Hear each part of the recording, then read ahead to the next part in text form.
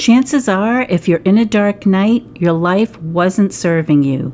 Things have been out of alignment. I'm not an expert on psychosis or mental illness and feel the need to tread carefully.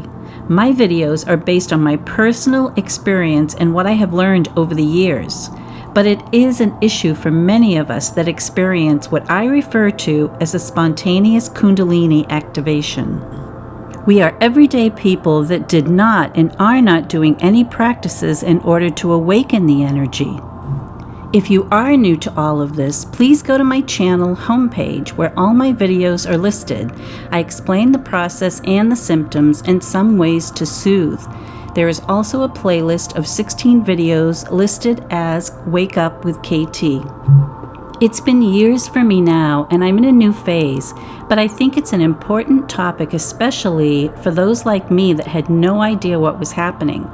So I like to share what the experience was like, as I have in many of my videos, so you too can discover and learn about this process.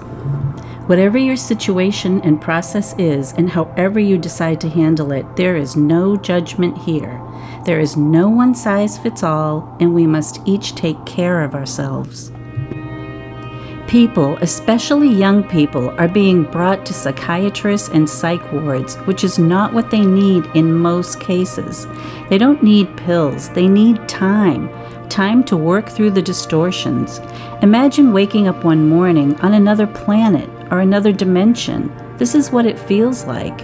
Everything that was hidden and you couldn't see before, you now see about yourself and about others and about the world, about existence.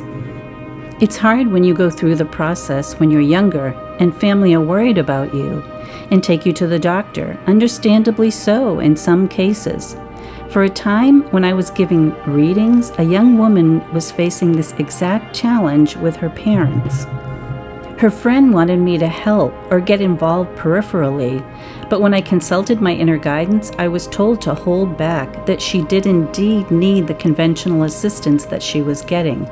So it can be a precarious thing to know what is best. It can depend on the extent of the disruption.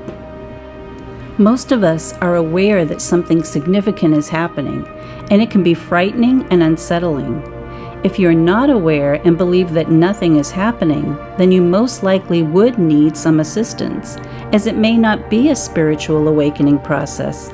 Or if it truly is, then the psychosis or mental instability has temporarily eclipsed the process. But if you're researching things like depression, anxiety, Kundalini, and the Dark Night, for instance, then you are aware that something is happening, something supernatural that you need and want to understand. Thankfully, more and more people are talking about spontaneous Kundalini awakenings and the Dark Night of the Soul, or Kundalini Dark Night for short, if you're experiencing both. We each have our own unique experience based on our mental and emotional and physical health. They are all intertwined, and we know that our emotions express in the physical. We are holding things in the body that we're not even aware of. It can be a childhood trauma that was tucked away for self-preservation, but impacts your daily life nonetheless. There are so many complexities in the emotional body and the psyche, I couldn't possibly cover all of it here. The Kundalini brings it to the surface, and or we can uncover what is lingering with shadow work or some other type of therapy. An important part of this process can be existing personality and behavioral issues that we had our whole life. Maybe some we were aware of and some we weren't. It can express as anger, aggressiveness, stubbornness, acting out, resistance, being overly critical, not getting along with others, not fitting in, going against the grain. These are not to be looked at negatively, and we need to get through any shame or embarrassment through forgiveness and healing. Of course, if you caused any harm to another person, you can atone for that, but most of us hurt ourselves more than anything. This experience of transformation, and especially any bouts of psychosis, can cause impulses, compulsions, bad decisions and choices, and abrupt changes. The psychosis can involve voices telling you what to do, or making you believe something that isn't true, regarding a deep-seated fear you have, for example. The episodes can be brief or prolonged and to different degrees. Believe it or not, many of us make it through on our own and come out on the other side, but not everyone has the time or the resources or the support to give to the process. Some of what occurs you might regret later, and hopefully most you won't, as it's all part of the process of shedding the old skin, learning what we needed to learn, and maybe even some karma. We're not aware of all the deeper reasons. Not only do we have distortions from this lifetime, but we also have ancestral distortions that we're carrying around with us. Maybe that we agreed to heal in this lifetime once and for all. Like I said, it's all very complex, and the Kundalini energy as a purification process clears out these distortions by bringing them to the surface. So depending on our individual situation and experience, the nervous system can take quite a hit.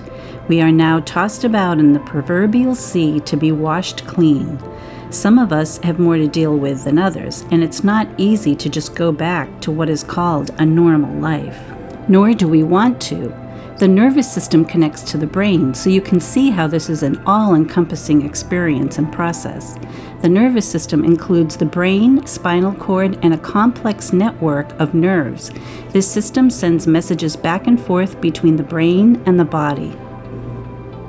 If you're not marching in tune to the same drummer as everyone else, others might think there's something wrong with you.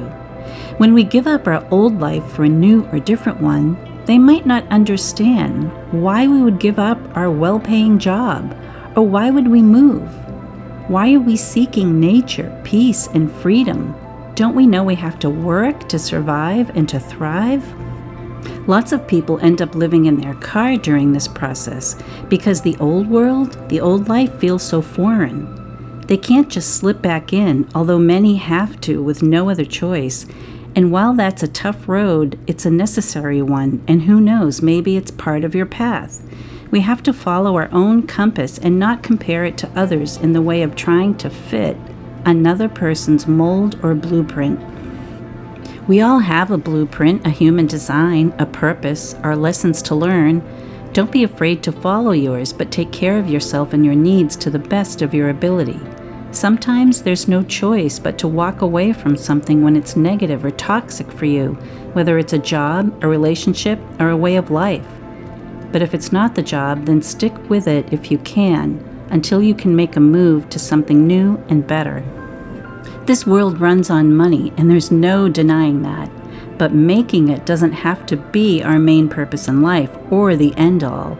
It's a means to an end. Of course, I understand that some people love what they do and money comes easy to them, and that can be their path.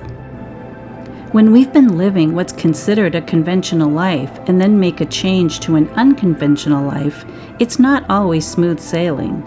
It can take a leap of faith. It can take much longer than you thought, and it can take staying where you are for the time being. Hindsight is a wonderful thing. I now know it would have been better to wait and think some things through, but at the time I was in the throes of it, and no one could convince me or talk me out of what I wanted to do. So if you have the presence of mind and know that you are in this process, take a deep breath and give it time if you can. But on the other hand, I look back and know that I really could not have done it any differently, as it was based on my mental and emotional state at the time. At the same time, I'm glad of the changes I made that put me in a better place. As they say, everything has the positive and the negative. I also want to let you know that you will make it through this process. I know at times you'll want to give up. You'll get angry at it taking so long. You'll go through periods of losing your faith and your belief. It takes so much patience and stamina, it can even feel cruel. Your time will come. You may not hear horns blowing, and you may not be floating on air, and you will still have struggles, but it will all be with a new mastery. You will have learned so much. You will have inner alignment. Your heart will be open, and you'll seek guidance and wisdom from within your own inner source connection. Will you be rich? Probably not. Will you be famous? Probably not. Although you never know. It won't even matter because you'll have made it through the storm. You'll be bridging with all types of people from all walks of life. You won't be triggered, and even if you are, it will pass quickly with your new awareness. Will we reach perfection? I can't answer that because I sure haven't. I don't think we're here to be perfect. When things are easy, when there's no catalyst, then how are we nudged to wake up? If you have a story you'd like to share or know of something that might help someone else, then please leave it in the comments. And if you know of anyone, like some sort of spiritual advisor or therapist with a spiritual background, please share that information as well. And you can always email me at wakeupwithkt@gmail.com. There's no easy answer. There's no magic pill. There's no vacation or relationship or money or guru. They might help you to manage it and ease the pain, but it's all you. It's between you and you. And I know you have it in you.